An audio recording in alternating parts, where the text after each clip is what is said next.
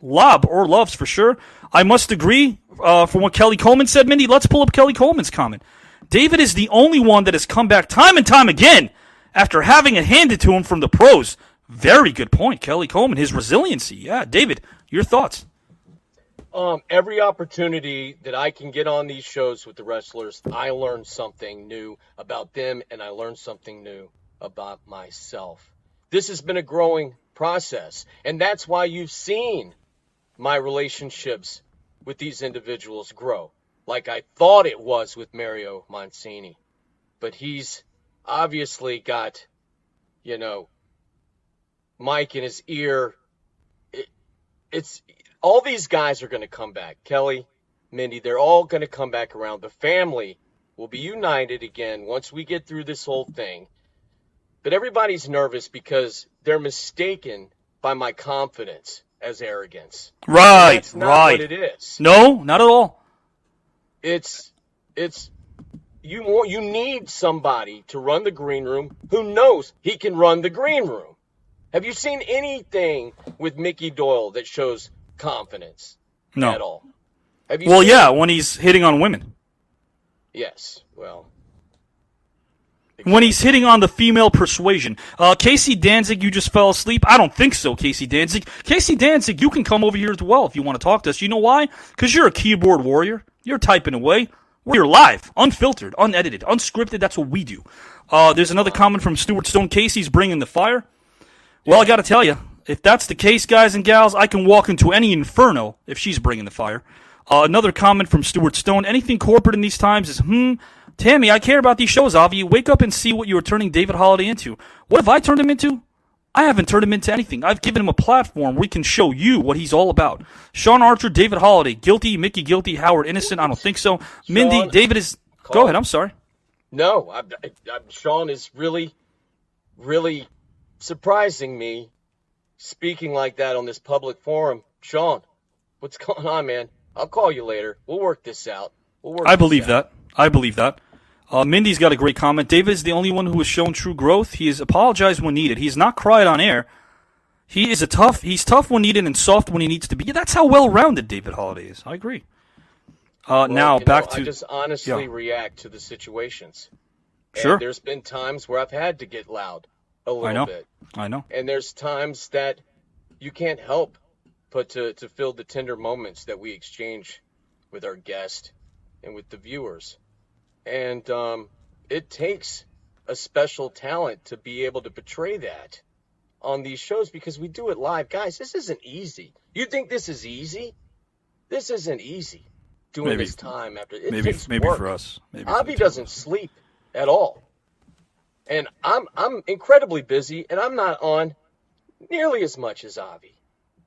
But I want to be on these Saturdays, 11 o'clock Eastern time, every Saturday. And a special announcement, David.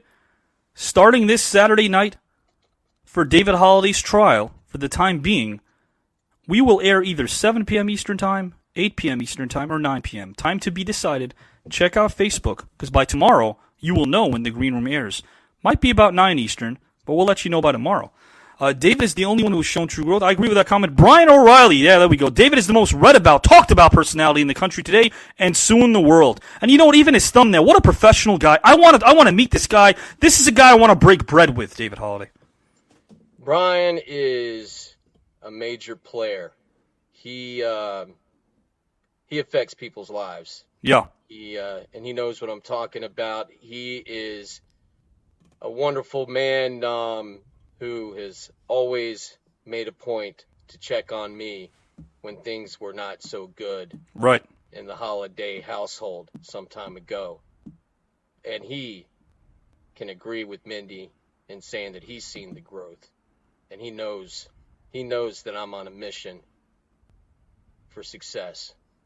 And I will be victorious. And I appreciate your support, Brian. Thank you so much. David is a real triple threat. But, guys, he only remains a threat to those that are threatened by him. Let's remember that, Casey. Another comment here from Michael. This is a comment. David Holiday has talent. You're right about that. David can pivot like Pistol Pete Maravich. Look at this creativity of our viewers. How smart and intelligent are they with comments like that? Keep them coming. Keep them coming, man. They are incredibly smart.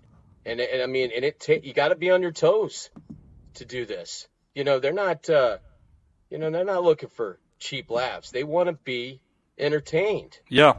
They're smart, and they deserve a good quality show. Would you agree with this? Because I know nobody else wants to address our viewers the way that you and I do, but what about this comment? Well, there is a lot of truth to that, Stuart Stone. I appreciate that comment. I've had to. Through my life journey, I've had to accustom to a lot of different situations.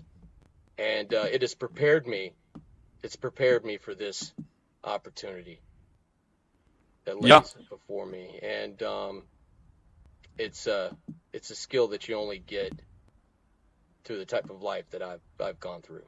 And guys, I want to be honest as I always am. We've got some wrestlers that will be taking the stand during the course of Holiday's trial. And some of these gentlemen are a bit older. No, not as old as Mickey Doyle. I don't think anybody is. But they're a bit older. And we want to make sure that they go to Betty Bye during the right time. We understand what they're probably going to say when they take the stand. But I digress because I want to make sure they understand that they'll have plenty of time for their Ovaltine. They'll have plenty of time to watch reruns of The Honeymooners if they want. We will have an earlier time slot for David Holiday's trial, starting with a pretrial this Saturday night. Most likely 9 p.m. Eastern Time. Maybe 8 o'clock. We don't know, but tomorrow we will. I've got some calls to make, so stay tuned for the new time slot for the next 3 weeks. Then we'll be back to 11 p.m. Thank you so much. Let's keep sharing. You know what? I want to keep playing this. Let's share something. I see somebody's in the back. Somebody wants to join us. Okay, in a couple of minutes, they'll join us once they're ready. I want to play this piece of video over here. You guys want to laugh? I want to laugh. This is what happens when, and just so you know, this won't happen to you when you show up on Saturday, guys. You're jurors. You're protected. We've got security. But when somebody wants to show up unauthorized, Jamie Sparling, Jarrell, when some of you want to show up unauthorized, here's what's going to happen to you eventually. You're going to meet the same fate that one Carmine Rizzo met. Carmine, you want to talk big and bad like a gangster from New York? I'm from New York. I'm from Queens. I'm from Ozone Park. Yeah. Guess what happens to you, brother? When you start thinking that you're actually living the life of a good fella, you get treated like a good fella. This is what happens to you, Carmine Rizzo. And David Holiday, we're going to sit back and watch this. This is the meltdown that you brought up. The meltdown heard around the world from Carmine the lawyer. Carmine the lawyer. Carmine the liar showed up here, thinking he can represent Mickey Doyle, guys and gals. Carmine wasn't prepared. His audio wasn't ready. He was combing his hair the entire time. Obviously, a very vain sort, David Holiday. And vanity's a sin. He doesn't look good. He didn't look good Saturday night. There's, it's a lot of stress. He thought he was going to come in and just take over this trial. And there we go. Who was that? Spider-Man. That was Spider-Man. Look at old Hauser Odalock there. What's this guy up to? What is this? Let's go back and revisit that again. Right here, guys. I'm literally just leaning back, listening to Carmine. He comes in with the over. And Judge Pompous has to deal with him. Judge, I'm sorry you had to deal with Carmine. I was sitting back watching this while Judge had to listen to this and observe in person an attack on Carmine Rizzo. I can't say it was uncalled for. Nonetheless, it happens. Carmine is begging and pleading. That confidence isn't there anymore. His hair gel has evaporated, and all he's thinking about is freeing Mickey Doyle. Carmine Rizzo, this is what happens when you step into the green room. In a 5, in a 4, in a 3, in a 2, and a 1. There we go. Man, came on strong. Look at that. To the floor. Hey, okay. Everyone's getting a kick out of that. Yeah. Oh, man. Guys, listen. We're almost at an hour mark. We'll go a bit longer. There is a guest in the back. Whenever he's ready, he will actually show up and let me know. I'm just going to let you know something. On Saturday night, there was something that happened this past Saturday that we haven't addressed yet. And this past Saturday, talking about facing an obstacle and meeting it head on, we know David Holiday does that all the time, so we take that for granted, even though we shouldn't. But there was another individual that met an obstacle Not just an obstacle that we wake up with every day and have to deal with. Not an obstacle that we're used to. An obstacle that makes us really, it brings the best out of us. David Holliday had to confront someone that he couldn't exactly meet face to face prior to the green room. He had to confront a person that he actually had to put his trust in. He heard about this legendary figure. He heard about how great he's been able to represent those that he stood for the name of justice. This man's name is Davis Jubilee. This man has been there for many people that have been falsely accused, and he's protected their innocence. This man has been around since the Revolutionary War. Davis Jubilee has his own demons. Davis Jubilee had to confront an individual that's as old as he is. Davis Jubilee had to confront someone that was around before time was even a word. And it took him a very long time to confront this man. But when he finally met him, he made sure that he looked straight in his eyes and told him, there's only one place for you. It's a place called Hades. I'm talking about the showdown between Davis Jubilee and Mickey Doyle. David Holliday. You know, we haven't talked about this at all. Look at that. Look at that. Does that look like a person who's not guilty? Go ahead, David. He's bringing up from watching this and trying to catch up on what's going on. Obviously, there's personal history between these two, and that goes on for a long time. And look at Mickey's face. He knows what he did.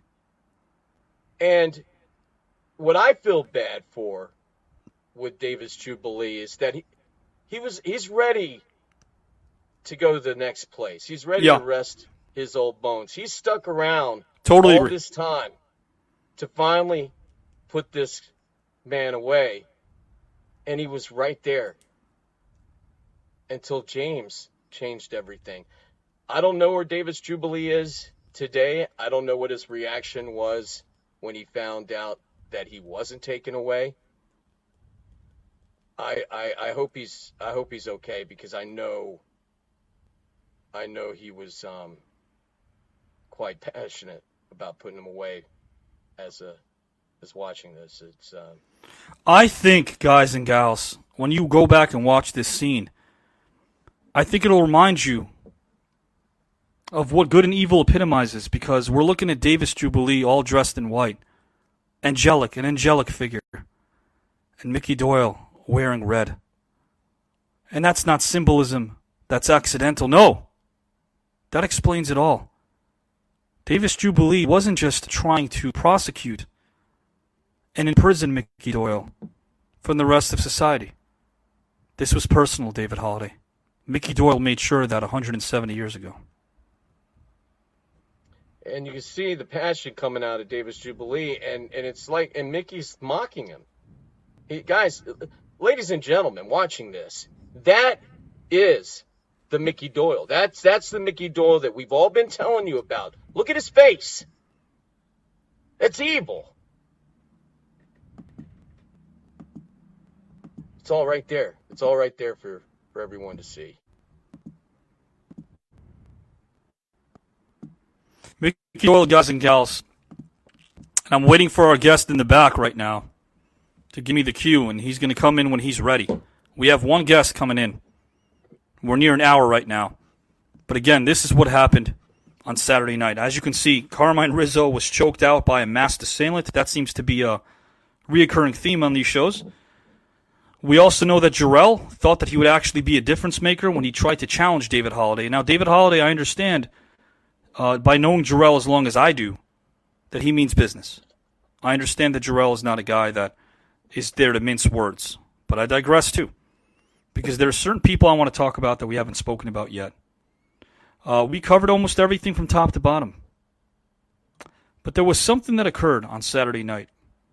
Howard Collado was venting about some masked assailant, and then all of a sudden Miranda pops up. Miranda, what are you doing, Miranda? Miranda, you took the stand. You helped